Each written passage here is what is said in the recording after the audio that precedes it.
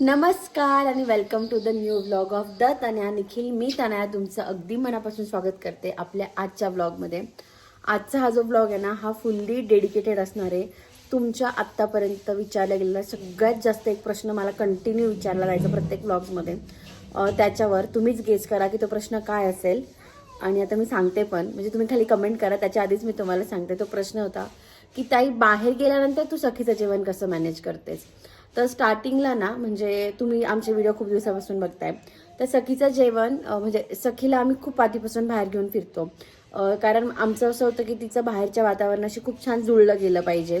आणि ते तिचं जुळलं पण आहे. तुम्ही बघताय की ती बाहेर गेल्यानंतर चिडचिड किरकिर करत नाही.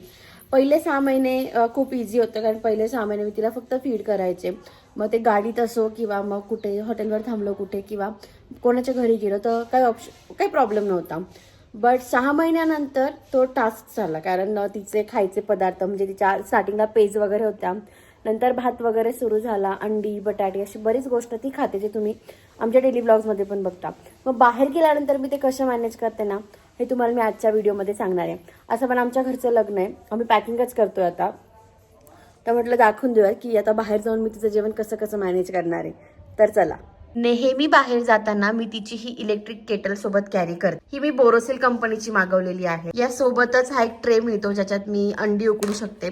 सो मला थंड अंडी सर्व करायची गरज नाही की घरून उकडून घेऊन गेले आणि मग तिला तिथे खाऊ घातले. हे मी गरमागरम उकडून तिला खाऊ घालू शकते. सोबतच हा एक ट्रे येतो, स्टीमिंग ट्रे. त्याच्यात मी बटाटा, गाजर, रताळी काही पण उकडून तिला खाऊ घालू शकते. यात आपण सूप बनवू शकतो, भात बनवू शकतो, नूडल्स वगैरे बनवू शकतो. म्हणजे मी मोठ्यांचं पण सांगते, बट फॉर सखीसाठी ह्या 2-3 गोष्टी माझ्यासाठी खूप इनफ आहेत की मी तिचं बेसिक जे जेवण आहे ते मी यात बनवू शकते. याची ही जी ग्लास लीड आहे ना, ती डिटॅचेबल आहे. म्हणजे आपण बघू शकतो कुठपर्यंत शिजलाय कुठपर्यंत नाही. आतली ही जी बॉडी आहे ना, ही SS304 स्टेनलेस स्टीलनी बनलेली आहे. सो आणि इथे हा नॉब आहे. सो आपण टेम्परेचर पण मॅनेज करू शकतो. सोबतच 360 डिग्री रोटेशन सुद्धा आहे. सो हे खूप कन्व्हिनियंट आहे. आणि हे 1 लिटरचं घेतलंय मी. हा, तर हे मी इझिली कॅरी पण करू शकते कुठे, म्हणजे हे खूप जास्त जागा पण नाही घेत. तुम्हाला मी याच्यात अंडी आणि गाजर उकडून पण दाखवते की कसं कशी प्रोसेस आहे. केटल सुरू करतेय. टेम्परेचर हाय लो कसं करायचं ते मॅनेज करू शकते. इथे हा लाईटही लागतो. आणि आतमध्ये मी 3 अंडी उकडत ठेवली आहे. त्याची ना 600 वॅट हिटिंग पॉवर आहे. त्याच्यामुळे जे पण आपण करतो ना ते अगदी पटपट होतं. तुम्हाला ते अंडी उकडतानाही दिसतील. तर आता बराच वेळ झाला आहे आणि तुम्हाला दाखवते अंडी प्रॉपर उकडली गेलेली आहे. मी तुम्हाला बाहेर काढून पण दाखवते. सो खूप इझी प्रोसेस आहे ही आणि काही असं भीतीदायक पण नाही. सो बाहेर कॅरी करायला खूप सोपं आहे हे. अंड प्रॉपर उकडलं गेलेलं आहे. आणि फक्त अंडच नाही, आपण गाजर बटाटे, त्याचा जो स्टीमिंग ट्रे त्याच्यात आपण गाजर बटाटे रताळी ते सुद्धा उकडू शकतो.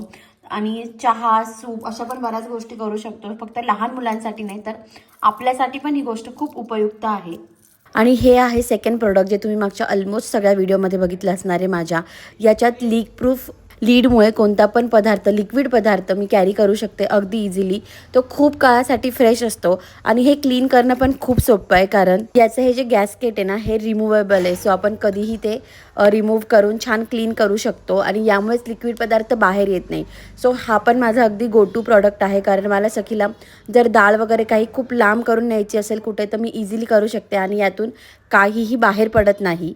आय होप तुम्हाला तुमच्या सगळ्यात जास्त विचारल्या गेलेल्या प्रश्नाचं उत्तर आज मिळालं असेल. तुम्हाला पण जर हे प्रॉडक्ट ऑर्डर करायचे असेल तर मी याची लिंक देते खाली डिस्क्रिप्शनमध्ये. आणि जर तुम्ही माझा कोड BF10 यूज केला तर तुम्हाला ॲडिशनल डिस्काउंटसुद्धा मिळेल.